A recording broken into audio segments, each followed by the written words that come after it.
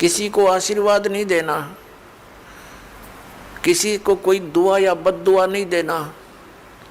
बद्दुआ दोगे तो भी आपकी पुण्य अक्षीण होंगे, और किसी को आशीर्वाद दोगे तो भी आपके भक्ति कमाई समाप्त होगी, खर्च होगी।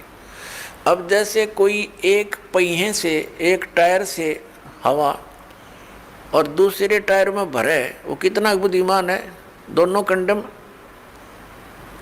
वो युद्ध है इसका। ये बुद्धिमान व्यक्ति ऐसे काम करता है, उसको सलाह देगा भाई यहाँ से जाइए, वहाँ आगे एक हवा भरने का यंत्र है, आप वहाँ से हवा भराइए, दोनों का काम चले। तो इस प्रकार हम अगर आशीर्वाद दे देते हैं तो हमारी पूंजी नष्ट हो जाती है भक्ति। अब ना उसको लाभ, उसको थोड़ा सा लाभ उसको होगा, और आप यहीं रह गए, दोनों चौड़ चपट, क्या फायदा। तो इस प्रकार हमने अपने बच्चों को, भाई बहन, माता पिता, सबको, संबंधित जितने मित्र हैं या वैसे भी कोई, एक सद्भावना पूर्वक सबसे प्रार्थना करनी चाहिए कि आप भी दीक्षा लो और अपनी हवा आप भरो।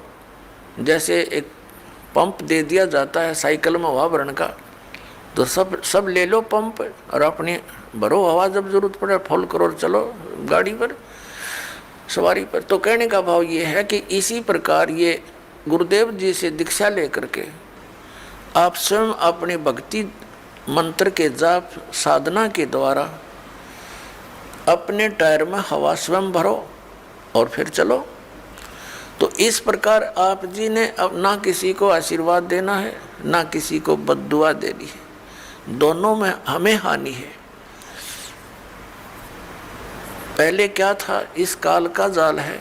आप देखते हो बुजुर्ग बड़े छोटों को आशीर्वाद देते हैं, क्योंकि पहले जो एक आपने देखा होगा एक पाग सिस्टम है, पाग।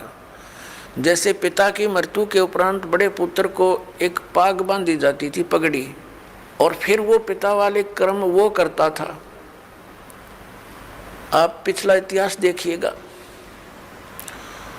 तो उसमें क्या होता है कि वो आशीर्वाद देने वाला अपनी पूंजी नष्ट करता है और उनको आशीर्वाद देता। जैसे आपने देखा होगा एक पुत्र वधू अपनी सास के पैर दबाती है, या किसी और बड़ी बूढ़ी के उसके पास बैठी है उसके पैर छूती है, वो उसको दुआ देती है, पुत्रवती हो, तेरे बेटे हो, पुतों फड़िए दूध दो, नहाइए, इस तरह के देते हैं। तो वो बुढ़िया के पास दो चवन्नी थी, हुआ तो पुत्र वधू को दे दी, आप खाली होगी, आगे चारदर है ही नहीं। तो इस प्रकार हमने अपनी इस भक्ति को बर्बाद नहीं करना है, ना किसी पुत्र वधू को आशीर्वाद देना है। पुत्र वधू को भी परमात्मा से जोड़ दे, बेटी अपनी कमाई कर, और तेरा भी कल्याण हमारा भी कल्याण होगा। अपने आत्माओं, परमात्मा कहते हैं मेर तेर की जेवड़ी युबल बंदा संसार, एक कबीरा ना बंदा जो है नाम आधार। जिसने नाम प्राप्त हो गया, परमात्मा को आधार मानकर चल रहा है, वो इस संसार की मेर तेर की जेवड़ी में बंधा नहीं गा। अब हमने देखी है बुढ़िया किस प्रकार आशीर्वाद देती है।